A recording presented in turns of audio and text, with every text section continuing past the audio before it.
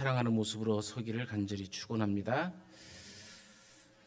오늘 이 씨 뿌리는 비유에 대해서 말씀을 드립니다만은 사실 우리나라 토지 농법하고 그 나라의 토지 농사 짓는 법하고 달라요. 우리나라 농부들은 씨를 뿌리기 전에 먼저 이랑을 만들죠. 그 밭을 먼저 갑니다. 이랑을 만들고 이랑과 이랑 사이에 이랑과 이랑이 생기면 골이 생기잖아요. 그 골에 파종하는 것을 견종법이라고 그래요. 견종법. 우리나라가 조선시대 때 17세기와 18세기 때는 주로 이 견종법을 사용했습니다. 이 장점이 있죠. 물을 흡수할 수 있는, 이 수분을 흡수할 수 있는 장점이 있어요. 그래서 겨울 작물을 할 때는 주로 견종법을 합니다. 두 번째 농사법이 있는데 이랑을 만들고 이랑에 씨를 뿌리는 것을 농종법이라고 그래요. 이 장점은 수확량이 많아지고 햇빛과 이 바람이 잘 통한다는 장점이 있어요. 그런데 전혀 이랑을 짓지도 않고 그냥 밭을 평평하게 해갖고 고른 다음에 그 씨를 뿌리는 방법을 만종법이라고 합니다. 이 일손이 많이 딸릴 때 주로 사용하는 법이죠. 이 방법들은 모두 다 먼저 밭을 간 후에 씨를 뿌리는 방법들입니다. 그런데 이스라엘에는 이런 이 밭을 갈고 씨를 뿌리는 것이 아니라 거꾸로입니다. 씨를 뿌리고 밭을 갈아요. 희한하죠? 왜 그러냐면 그 땅은 이 건기와 우기로 나눠지는데 대부분 4월부터 9월까지는 거의 비가 오지 않습니다.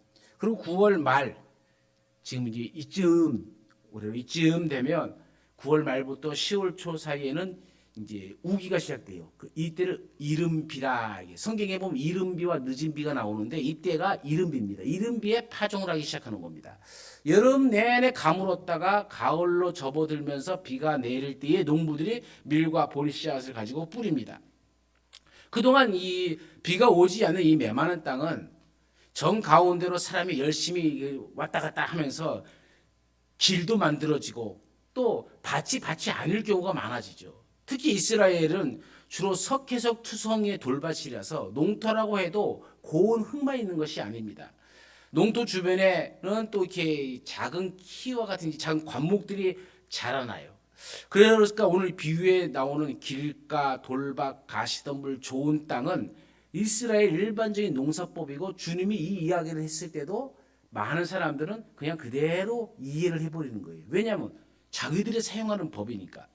우리나라에서는 먼저 이 밭을 가고 그 이랑에 씨앗을 뿌리지만 이스라엘은 반대로 어떻게 한다고요? 씨를 뿌리고 밭을 갈아요. 특히 그거에 관련된 것이면 비입니다.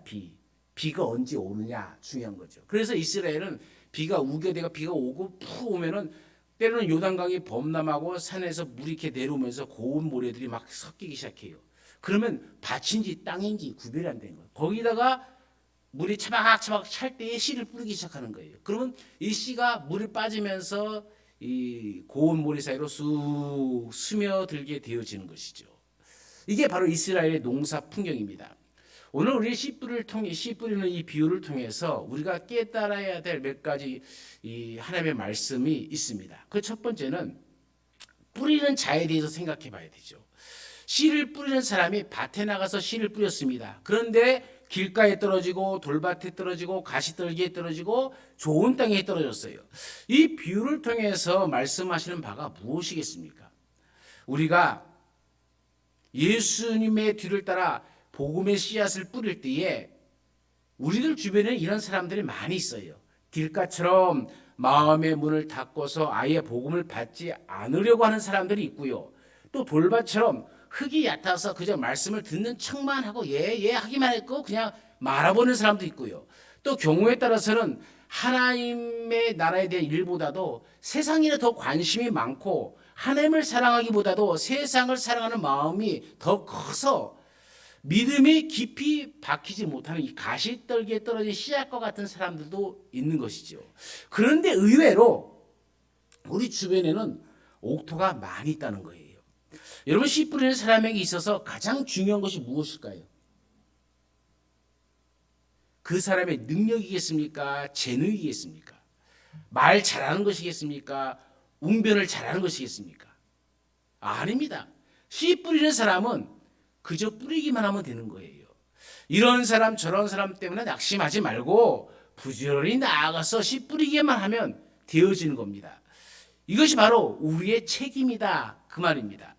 예컨대 어린아이가 농부인 아버지 뒤를 따라 밭에 나가서 씨를 뿌린다고 한번 가정해 보세요. 우리나라 환경이 아니라 지금 이스라엘 환경입니다.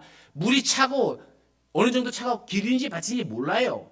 그럴 때 아버지를 따라서 아버지 돕는다고 애가 씨를 가지고 나갑니다. 그러면 그때를 한번 가정해 보자는 거죠. 아이는 아버지처럼 씨를 뿌릴 수밖에 없겠죠. 또 아버지처럼 씨를 잘 뿌릴 수도 없을 겁니다. 정확하게 뿌리지도 못할 것이고 서투를 수밖에 없죠. 그런데 중요한 것은 누가 뿌렸든 간에 옥토에 떨어지기만 하면 똑같이 풍성한 열매를 맺게 되어진다는 거예요. 예수님은 이 씨 뿌리는 비유를 통해서 우리에게 말씀하신 바가 바로 이 점입니다. 나가서 뿌려라. 뿌리기만 하면 된다. 그러면 우리의 책임은 다른 것이라는 거죠. 그리고 너희가 생각하는 것보다 의외로 옥토가 엄청나게 많다는 겁니다. 비록 서툴고 정확하지는 못한다 할지라도 그 말씀을 듣고서 옥토에 뿌려진 씨앗은 아름답게 싹이 날 것이고 풍성한 열매를 맺게 되어질 것이다. 그 말입니다. 그 좋은 예화가 있어요. 지금부터 한 150년 전인 1850년 12월 6일인 주일이었습니다. 영국의 콜체스터의 작은 도시에는 심한 눈보라가 몰아쳤어요. 그 바람에 교통이 두절이 되어버렸습니다. 그 도시에는 주일마다 교회에 예배드리기로 힘썼던 10대 소년이 있었는데 그날 교통도 마비되고 심한 눈보라 때문에 평소에 자기가 다니는 교회에 출석할 수가 없게 되었어요. 그래서 집에 가까운 교회에 예배드릴 수밖에 없었죠. 어쩔 수 없이 근처에 가서 예배를 드렸는데 몇 명 되지도 않아요. 또 하필이면 그날따라 그 교회를 담임하고 있는 목사님이 출타 중이었는데 이 눈보라 때문에 돌아오질 못한 거예요.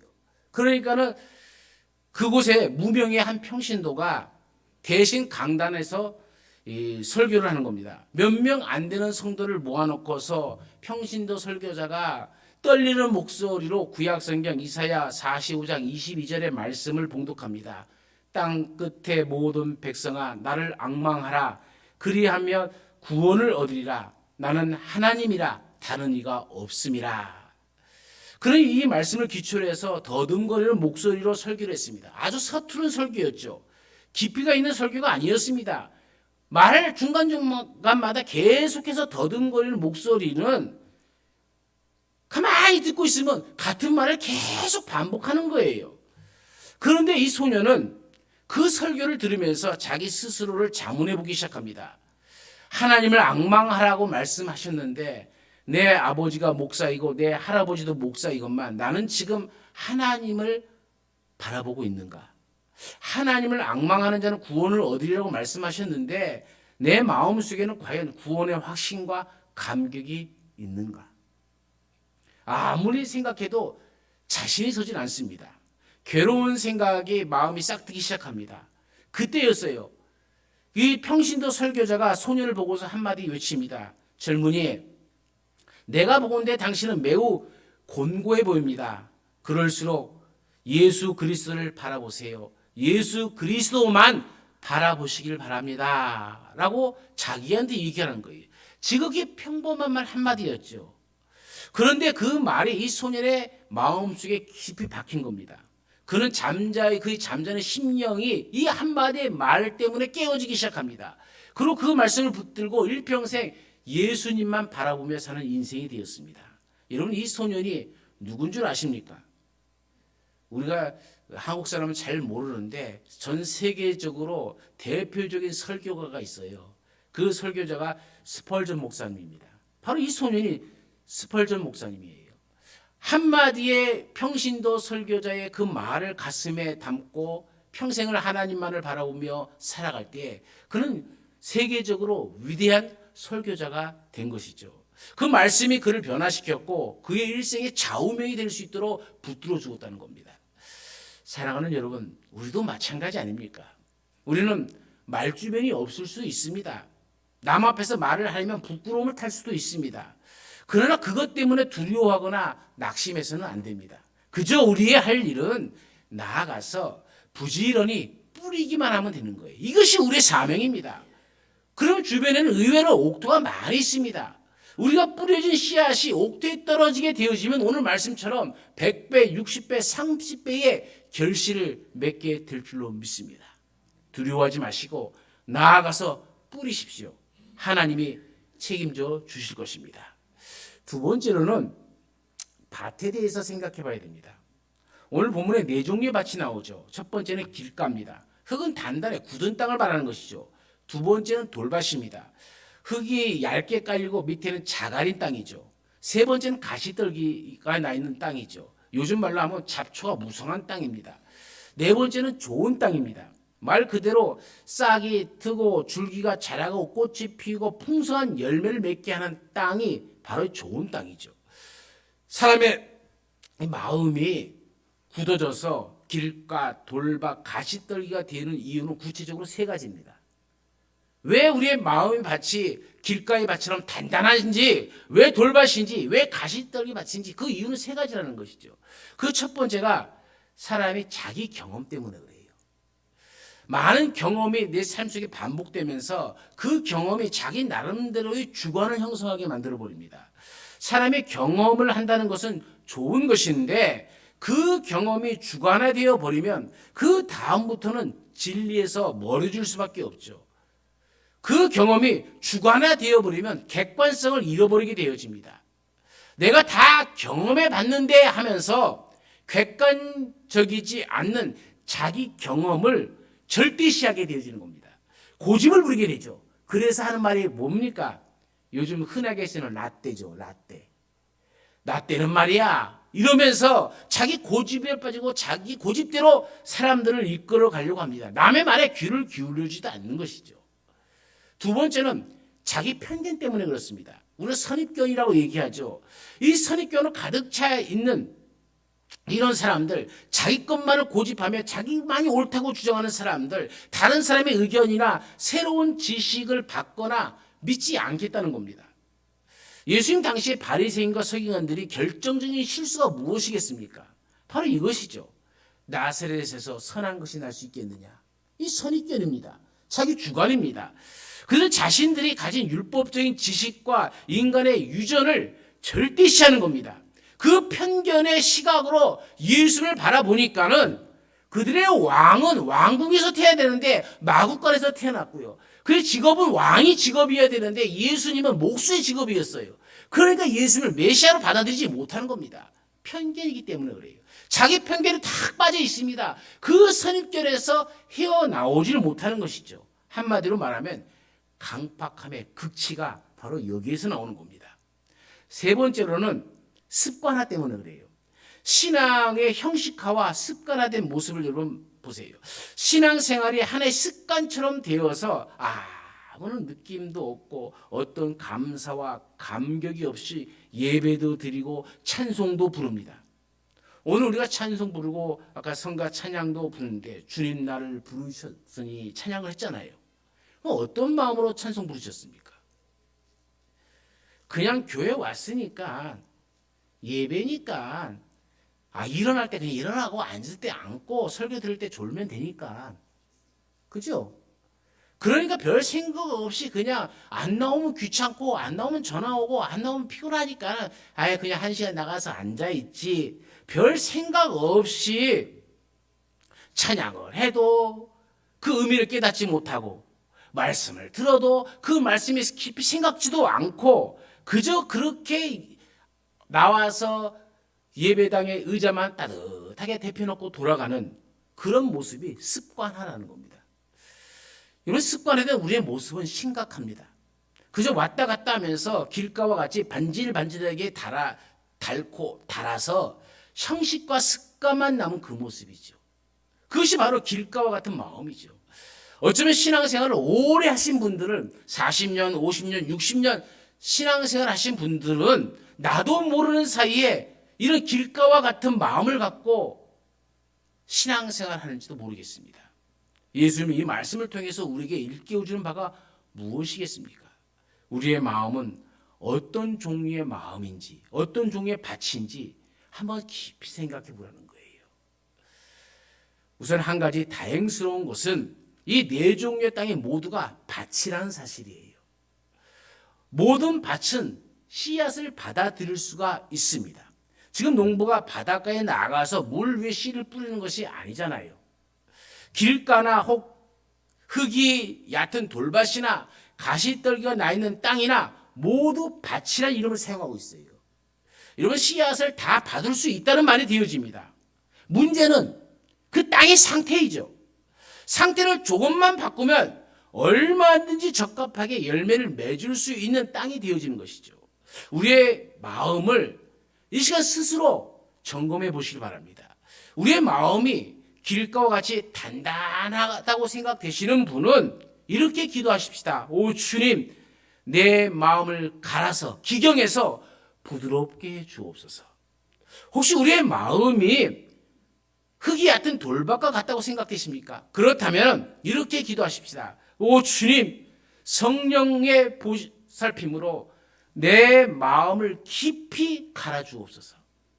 말씀이 내 심령의 깊은 곳에 묻히게 하옵소서.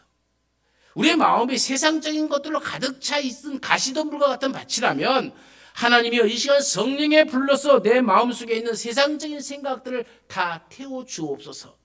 이렇게 기도해야 될 것입니다. 예수님은 지금도 우리의 마음이 옥토와 같이 되어서 100배 혹은 60배 혹은 30배의 결실을 맺기를 간절히 원하고 계시다는 것이죠. 옥토와 같은 마음, 부드러운 마음, 열린 마음을 가지셨던 훌륭한 장로님이 우리나라 교회 역사에 계시죠. 우리가 잘 아는 순교자 주기철 목사님이 평양의 산정현 교회에서 심우하실 때죠. 어느 주일날입니다. 목사님이 강단에서 예배를 인도하시는데 교회 장로님 한 분이 늦게 들어오셨어요. 헐레벌떡 뛰어서 자기 자리에 앉으시려고 하는 모습을 주기철 목사님이 강단 위에서 보셨습니다. 목사님은 장로님에게 이렇게 말씀하셨어요. 장로님, 예배 끝날 때까지 뒤에 서 계시기 바랍니다. 그리고 목사님은 계속 예배를 인도하셨습니다. 장로님 예배가 끝날 때까지 계속 뒤에서 서서 예배를 드렸죠. 아마 속으로 불쾌한 생각이 가질 수도 있었을 겁니다. 내가 그래도 장로인데 나를 이렇게 대접할 수가 있어? 혼자 씩씩거리면서 내가 복수하고 말 테야 라고 생각할 수도 있었겠죠. 거기다 장로님은 이 주기철 목사님이 오산학교에 다닐 때에 이 주기철 목사님을 가르쳤던 스승입니다. 사회적으로 따지면 스승과 제자 사이입니다. 거기다 주기철 목사님을 본교회 산정현 교회로 초빙한 장본인이 바로 이 장로님이시죠. 그러니 어디 한번 두고 보자. 내가 쥐를 얼마나 키웠는데 이런 괘씸한 생각을 가질 수도 있겠죠. 그러나 그 장로님은 목사님의 말씀을 전혀 고깝게 듣지 않았습니다. 예배 시간 내내 끝날 때까지 서서 예배를 다 드렸습니다. 예배가 끝나고 난 뒤에 이 장로님은 겸손하게 머리 숙여 교인들 앞에 사죄했습니다. 본이 되어야 될 장로가 여러분 앞에서 본이 되지 못해서 정말로 죄송합니다. 목사님의 마음을 편하게 해야 될 장로가 오히려 목사님의 마음을 아프게 해서 정말로 미안합니다. 앞으로 이런 일이 없도록 주의하겠습니다. 라고 모은 교인들 앞에서 머리 숙여 사죄했습니다. 여러분, 이 장로님이 누구신지 잘 아실 겁니다. 아마 이 이야기를 누구나 다 한 번쯤은 들었을 것입니다. 이분이 바로 조선의 간디라고 불리우며 민족의 지도자로 존경을 받았던 고당 조만식 장로님이시죠. 만일 오늘 예배에 늦게 들어오신 분에게 제가 이런 말을 했더라면 어떻게 되었겠습니까? 장로님 고사하고 평신도들이라도 다음 주부터는 안 나오실 분들 많을 거예요. 뭐 교회가 여기밖에 없나? 내가 이런 대접 받으려고 교회 왔나? 저는 이 장로님의 모습을 보면서 사람들이 이 장로님을 무능하다라고 얘기했을까요? 아닐 것이죠. 오히려 장로님을 존경했을 겁니다. 왜 산정현교회가 산정현교회고 한국을 대표하는 교회가 되었겠습니까?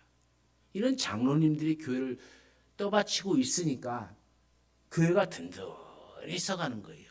싸울 구실이 없는 것이 아니라 있음에도 불구하고 그것을 다 은혜로 받아 넘기니까 싸울 거리가 복이 되어지는 겁니다. 이러면 우리가 어떤 자세로 받느냐? 그것은 곧 우리의 바치 상태를 말하는 것이죠. 맨날 투덜투덜 하는 사람들은 길가 아니면은 돌밭 아니면은 가시덤불이죠. 이러면 그 밭을 다 기경에 엎어서 부드러운 마음, 옥토 같은 마음, 그런 밭이 되어야 그 씨앗이 떨어질 때마다 풍성한 열매를 100배, 60배, 30배 거두게 될 줄로 믿습니다. 마지막 세 번째로 뿌려지는 씨앗에 대해서 생각해 봅시다. 씨를 뿌리는 자의 책임은 열심히 뿌리면 됩니다. 밭은 옥토가 되어야 됩니다. 그러나 그거 못지않게 더 중요한 것이 있죠. 씨앗이 좋아야 되죠. 종자가 좋아야 됩니다. 예컨대 옥토 위에 가시나무 씨앗을 뿌리면 뭐가 나겠습니까? 옥토 위에 가시나무 씨앗을 뿌리면 가시나무가 자라겠죠. 온통 밭 전체가 가시덤불로 뒤덮일 것입니다. 우리는 매일매일 뿌리는 삶을 삽니다. 생각으로 뿌리기도 하고 말로도 뿌리기도 하고 우리의 행동으로 뿌리기도 합니다. 물론 이 세상에 여러 종류의 씨앗이 있습니다. 그러나 영적으로 보면 단 두 종류의 씨앗밖에 없어요.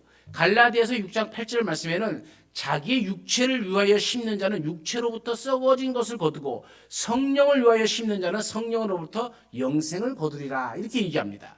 하나는 육체에 속한 씨앗이 있고 다른 하나는 성령에 속한 씨앗이 있다는 겁니다. 우리가 무엇으로 심든지 그대로 거둘 수밖에 없다는 것이죠. 육체에 속한 씨앗을 심으면 썩어지는 것, 냄새나는 것, 부패할 것밖에 못 거둡니다.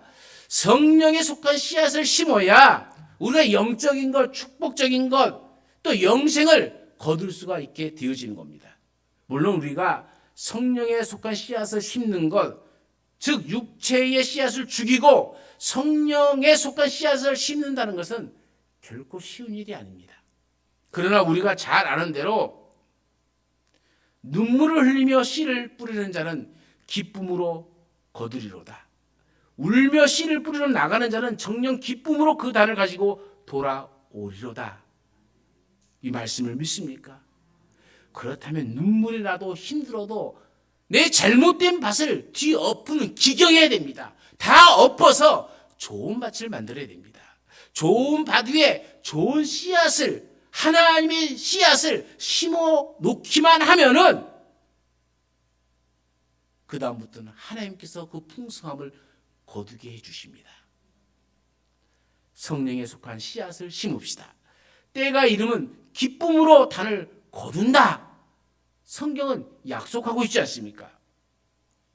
옛날에 어떤 의과 대학생이 있었죠. 무척 가난했습니다. 하루는 돈이 다 떨어져 버렸어요. 어쩔 수 없이 자기가 평소에 아끼던 서적 몇 권을 책방에 팔아야 되겠다 생각했습니다. 옛날 이 의과 교과서는 비싸거든요. 멀리 떨어진 책방까지 힘들게 걸어갔어요. 그런데 그날따라 책방의 주인이 병들어서 문을 안 열었어요. 얼마나 낙심되고 기진맥진하는지 배는 고파 죽겠고 다시 집으로 터벅터벅 걸어오게 되는데 너무 힘들고 허기가 져서 근처에 있는 집에 무조건 들어갔습니다. 냉수라도 좀 얻어 마셔야겠다. 그래서 들어가서 문을 똑똑똑 두들기 했더니 때마침 집에는 어른이 없고 어린 여자아이 하나가 남아서 집을 지키고 있었어요. 이때 이 의대생이 이 여자에게 말합니다. 아무거나 좋으니까 먹다 남은 음식이라도 좋으니까 있으면 나중에 줄 수 없겠니? 그래서 이 여자아이는 부엌으로 들어가더니 우유 한 병과 옥수수떡 한 조각을 가지고 왔어요. 그리고 의대생에게 주면서 이렇게 말합니다. 엄마는 밖에 일하러 가셔서 저 혼자 집을 지키고 점심때라서 엄마가 저에게 점심 먹으라고 남겨주신 것 이것밖에 없는데 이것이라도 괜찮으시면 이것이라도 드세요. 그리고 힘내세요. 이 가난한 의대생은 그것을 가지고 정신 못 차리게 그 허기를 채웠습니다. 다 먹고 나니까는 이제 정신이 드는 거예요. 그 이 집의 주소를 적었습니다. 어린아이 이름을 적었습니다. 또 아이의 어머니의 이름을 받아 적었어요. 그로부터 여러 해가 지났습니다. 어떤 부인이 병이 들어서 수술을 받아야 됐죠. 병원에 입원했습니다. 그 수술을 받았습니다. 다행스럽게 수술은 잘 끝났어요. 건강이 회복되었습니다. 부인의 딸은 어머니의 건강이 회복되었다는 것이 기뻤어요. 그런데 수술비가 엄청나게 나올 것을 생각하니까는 마음이 불안해집니다. 지금처럼 의료보험이 잘 되어 있는 것도 아니고 떨리는 마음으로 병원비 계산서를 받았습니다. 이거 얼마나 나올까 하는 떨리고 두렵죠. 근데 계산서에는 깜짝 놀란 금액이 적혀 있었어요. 입원비와 수술비를 합쳐서 도합 우유 한 병과 옥수수떡 한 조각임. 그리고 그 값은 이미 지불되었음. 여러분, 사람은 무엇으로 심든지 나중에 다 거두게끔 돼 있어요. 좋은 씨앗을 심어야 됩니다. 성령에 속한 씨앗을 심어야 됩니다. 우리가 선을 행하다 낙심하지 말지니 피곤하지 아니하면 때가 이름에 다 거두리라. 성경은 분명히 말씀합니다. 적절한 때 적절한 방법으로 하나님이 다 거두게 해주십니다. 그러면 이제 우리는 어떻게 해야 합니까? 저는 우리 신앙인들이 길가와 같은 마음을 극복하기 위해서 필수적으로 3단계를 거쳐야 된다고 생각합니다. 첫 번째는 길가와 같은 마음을 회개의 불도저로 다 갈아엎어야 됩니다. 회개 이외에는 우리의 굳은 마음이 깨어지고 변화받을 수 있는 방법이 없습니다. 그러므로 우리도 나도 모르는 사이에 무뎌지고 딱딱해진 이 마음을 회개함으로 다 갈아엎어야 될 줄로 믿습니다. 영적 밭갈이를 해야 됩니다. 예레미야 선지자는 예레미야 4장 3절에 뭐라고 얘기합니까? 더는 묵은 땅을 갈고 가시덤불 속에 파종하지 말아라. 호세아 선지자는 호세아 10장 12절에 너희가 자기를 위하여 의를 심고 긍휼을 거두라. 지금이 곧 여호와를 찾을 때니 너희 묵은 땅을 기경하라라고 강력하게 권고합니다. 묵은 땅을 기경하고 갈아엎으라는 뜻입니다. 하나님 앞에 나와서 우리의 죄를 회개하고 영적으로 무기력했던 나의 모습을 회개하고 은혜 받는데 무관심했던 나의 모습을 회개하고 고집과 편견에 사로잡혔던 그 모습들을 회개하고 형식화되고 습관화되었던 나의 신앙생활을 회개하시기를 간절히 축원합니다. 두 번째, 우리는 우리의 마음에 뿌리는 씨앗을 먹어버리는 새들을 쫓아내야 됩니다. 그래야 우리 마음에 말씀에 뿌려져서 은혜의 싹이 자랄 수 있는 것이죠. 종교개혁자 마틴 루터는 우리는 새들이 머리 위로 날아가는 것을 막을 수는 없으나 우리의 머리 위에 집을 짓지 않도록 주의해야 한다라고 얘기합니다. 여러분, 그렇죠? 새들이 우리 머리 위로 날아가는 것을 누가 막을 수 있겠습니까? 그러나 새들이 내 머리에다가 집을 짓도록 하지 말아야죠. 이것은 말씀을 듣는 우리의 마음속에 사탄이 여러 가지 유혹되는 생각을 집어넣는 겁니다. 그래서 하나님의 말씀의 씨앗이 떨어지지 못하게 그렇게 만들어버리는 것이죠. 우리는 사탄의 생각이 우리의 마음을 완전히 차지해서 하나님의 말씀을 듣지 못하게 하는 일이 없도록 우리 생각을 쫓아내야 되는 것이죠. 오늘 우리는 정말 말씀에 집중하기 힘든 시대에 살아가고 있잖아요. 유튜브를 통해서 말씀을 들으는 시대가 되어버렸죠. 그런데 어때요? 우리 교회도 영상으로 보내고 나중에 유튜브 주소를 해서 보내게 됐지만 유튜브를 딱 하다 보면 유튜브에 내가 좋아하는 다른 소식들이 막 있어. 그러면 이거 아직 시간 안 됐지? 이거 듣고 말씀 봐야지? 그리고 이거부터 들어요. 그러다 보면 이거보다 언제 시간 가는지 몰라요. 그럼 말씀을 듣는 기회를 다 잃어버려요. 내 마음을 다 빼앗겨 버리는 겁니다. 정치 이야기, 연애 이야기, 스포츠 이야기, 건강 이야기 등 그 영역만 찾아보고 한 번씩 쭉 들었는데 몇 시간씩 훌쩍훌쩍 지나가 버리는 것이죠. 그리고 그런 영상들을 보고 나서 말씀 영상을 들으려고 하면은 말씀이 재미가 없어요. 다른 것들은 재미있게 막 영상들이 나오는데 이 영상은 목사만 나와갖고 설교만 하고 있네. 뭐가 재밌겠습니까? 그런 말씀이 들려오겠습니까? 여러분, 사탄이 주는 이런저런 생각을 다 거부하고 쫓아내시고 말씀에 집중하시는 우리의 삶이 되어지길 간절히 축원합니다. 세 번째, 우리의 굳은 마음을 기경하는 말씀과 기도로 날마다 깨어 있어야 됩니다. 여러분, 우리 무딘 마음이 변화되기 위해서는 말씀과 기도로 씨를 뿌려야 되는 것이죠. 독일의 유명한 신학자인 헬무트 틸리케라는 사람이 있죠. 그 사람이 이렇게 얘기합니다. 우리가 좋은 땅이 되기 위해서 최소한 하루에 15분가량 자기를 갈아엎는 고통을 가지지 못하면, 그리고 하나님의 씨가 받아들여지도록 하기 위해서 애쓰지 않으면 그러한 사람의 다음은 조만간에 길바닥이 되어버리고 말 것이다. 이 헬무트라는 사람은 최소한 하루에 15분 정도는 자기 자신의 바치를 갈아엎는 고통을 가져야만 된다고 얘기하는 것이죠. 우리는 15분 아니라 매일 적어도 1시간 이상을 말씀을 묵상하고 기도하면서 우리의 마음을 갈아엎어야 되지 않겠습니까? 기경해야 됩니다. 잘못된 삶을 돌이켜야 됩니다. 말씀대로 살기 위해서 날마다 자신을 죽여야 됩니다. 선을 행하기 위해서 늘 선을 생각하며 늘 기도하며 살아가야 되는 것이죠. 사랑하는 여러분, 우리가 늘 말씀과 기도와 신앙인의 삶으로 우리 잘못된 것을 회개하시길 바랍니다. 기경하여 뒤엎어버리길 바랍니다.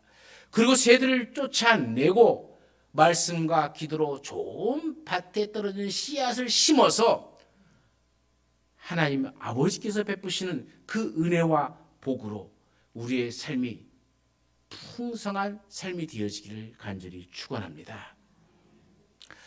하나님이여, 부지런히 열심히를 가지고 씨앗을 뿌리게 해 주옵소서.